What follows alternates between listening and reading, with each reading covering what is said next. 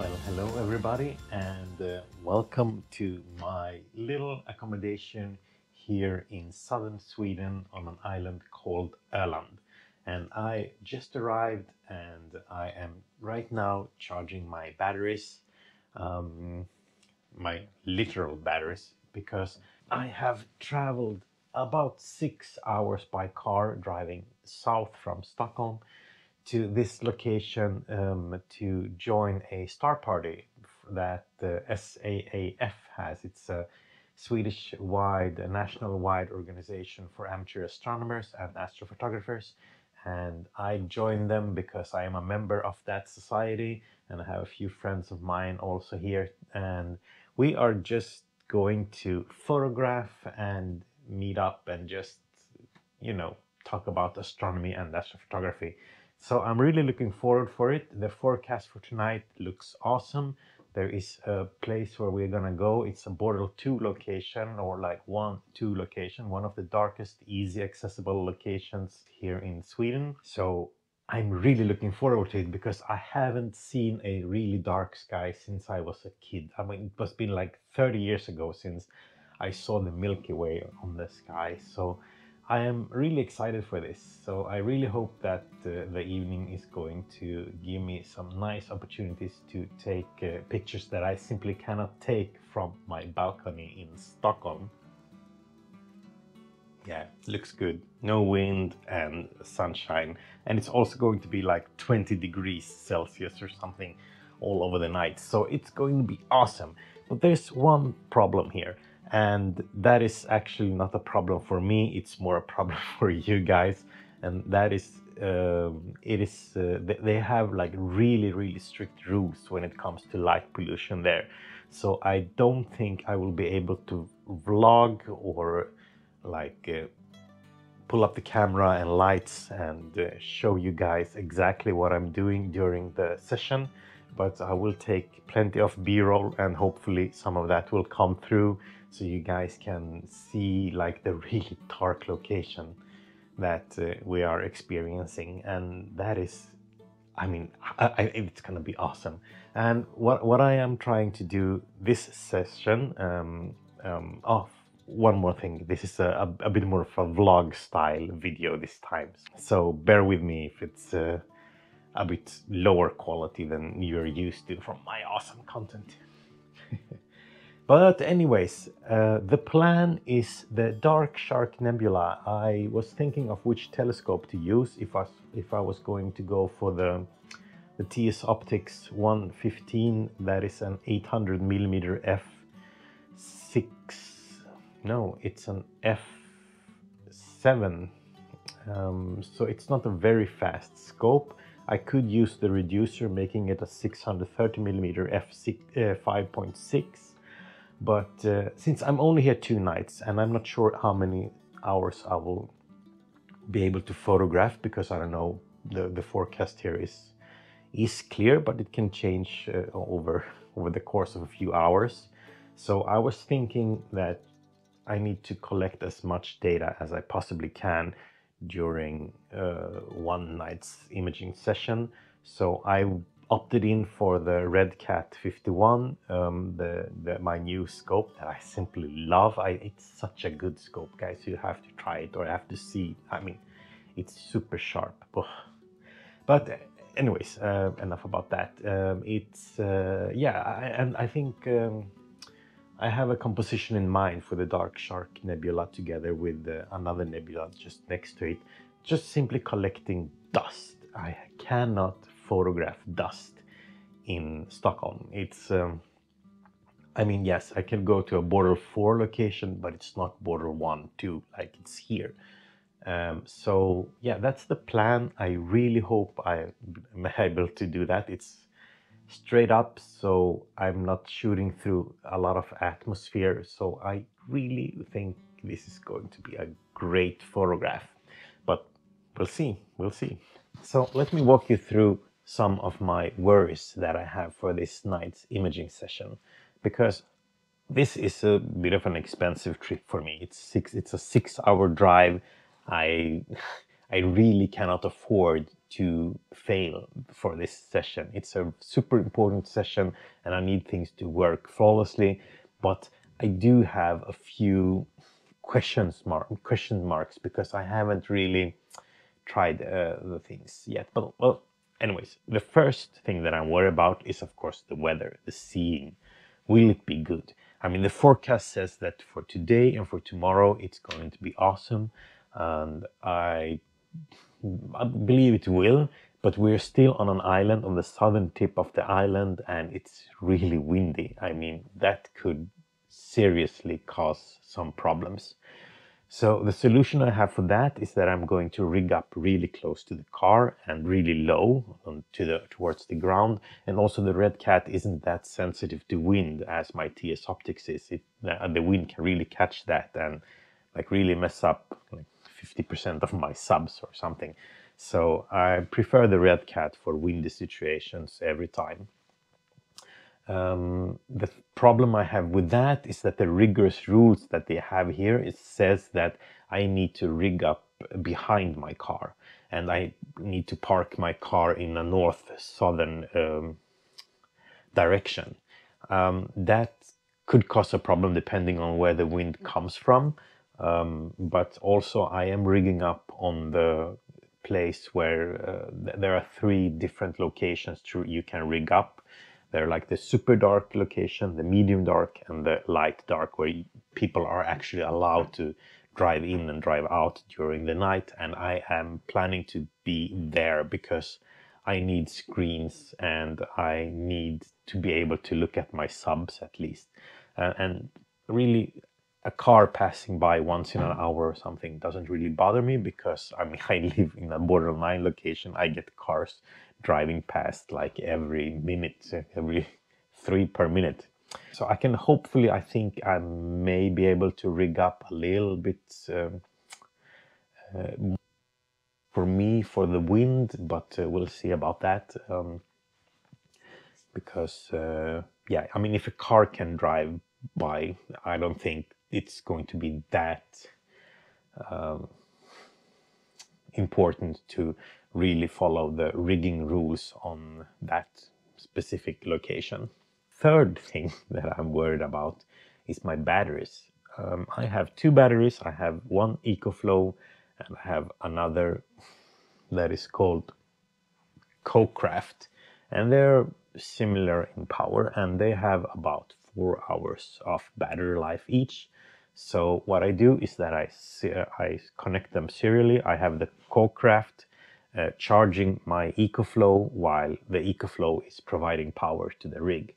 And I haven't used my batteries in like 6 months or something, so I'm not really sure how they will perform. I need about 6 hours of power to be able to image the entire night, which is about 10 p.m. to 4 a.m., give or take maybe 1 hour.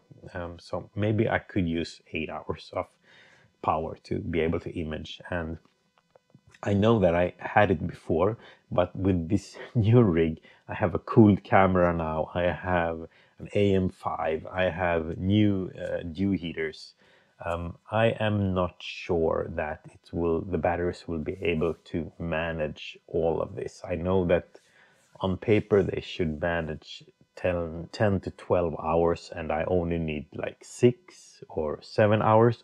So I do have a lot of spacing between. So I mean, if the performance of the batteries are lowered, I should still have enough battery life to provide power for me during this entire imaging session. The fourth thing that I'm worried about is the composition. I've only photographed dust once before and I'm really not that experienced with those really super hard targets. I think I could just simply take my experience, my expertise and my knowledge from other targets just to apply them on dust. But the biggest problem is that the ASI Air doesn't, or at least my ASI Air doesn't have support for these dark structures, these dust dark nebulas. So I mean, yes, I could just simply type in the catalog number and it's going to slew and target and center that specific target in the frame. But I have two targets that I want to photograph, and I need the composition to be just right, so the both targets are in within the frame, and it's a balanced and good, beautiful image that I'm looking for. And I'm going to be run blindly here. I'm not sure that the target will even pop up or appear on a single sub. I mean, that is how hard these targets are. So I will be doing a blind, I will be doing this blindly. I will just do the best qualified guess that I have based on star maps and ASIR internal mapping, and hopefully I will get both targets within the frame and the framing will be good. But yeah, that's one of the worries that I have. But yeah, it's soon time for darkness, and I've heard that it's a good idea to be on place really early, because there are a lot of people coming, and the best spots are being taken first. I'm not that worried, because I'm not going to take the best spot. I'm going to take one of the worst spots, actually. So yeah, it doesn't matter for me. I'm just gonna go out there, have fun, and I'll show you guys some B-roll of the evening, and let's talk about the learnings and the fears tomorrow again. All right.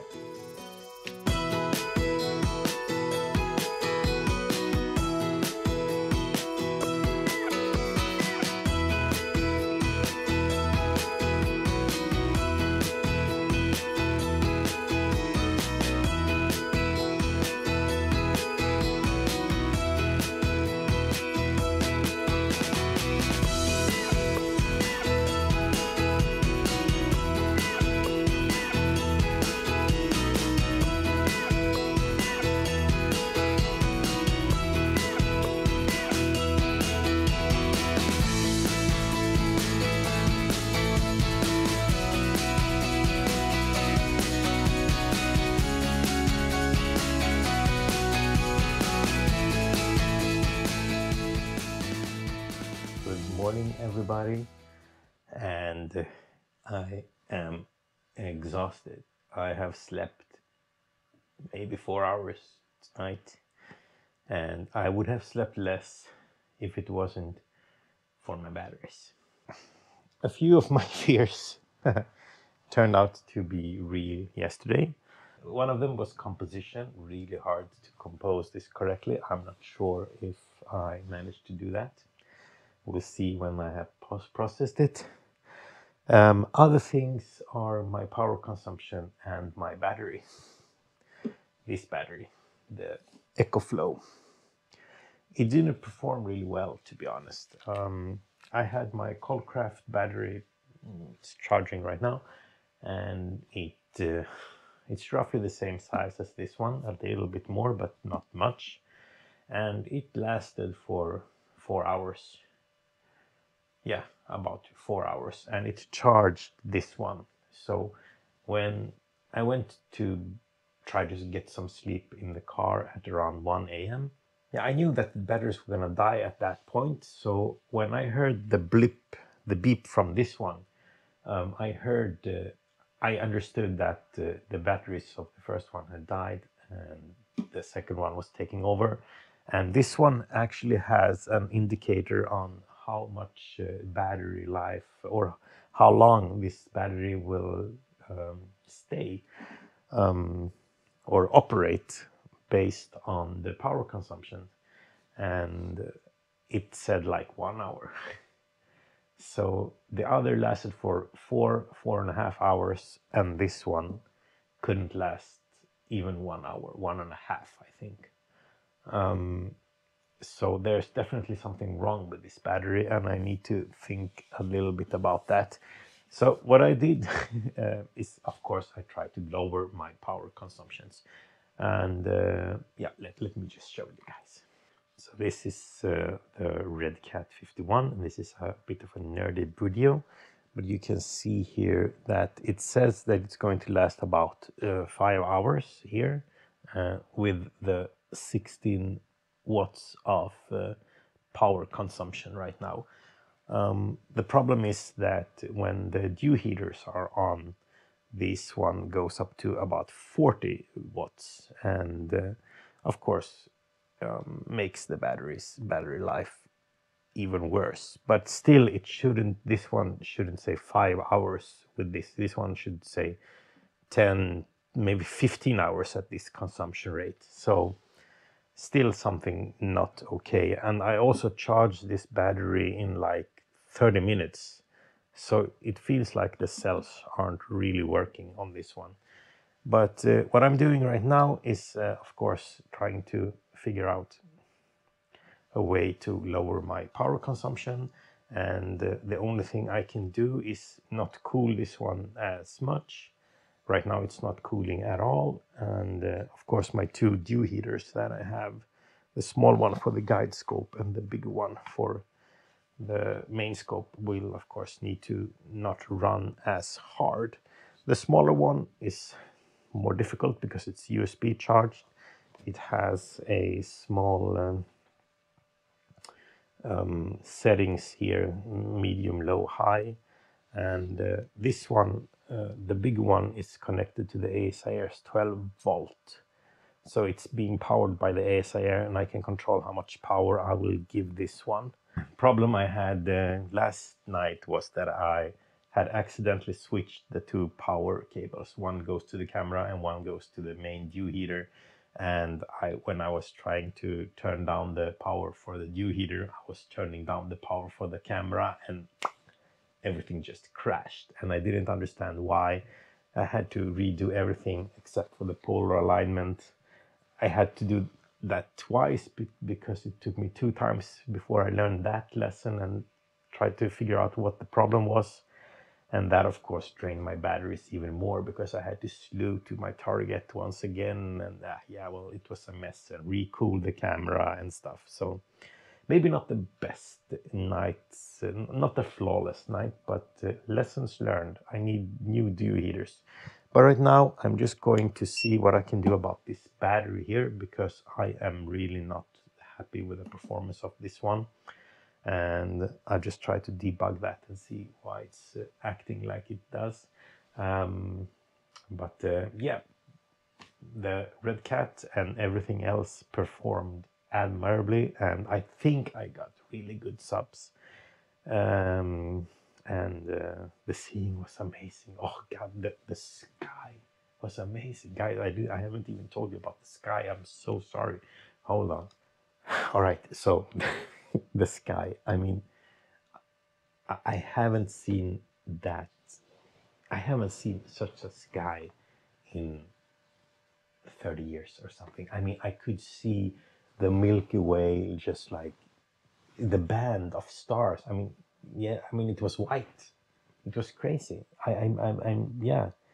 And I could see like the dark dusts in between, and I could almost see the North American Nebula, and I could, yeah, Andromeda was of course really clear, and I'm the cool thing is that there were a lot of people there with the Dobsonians, and they could. One of them called me over and like, "Hey, Dave, look at that! Look at this! Look at this!"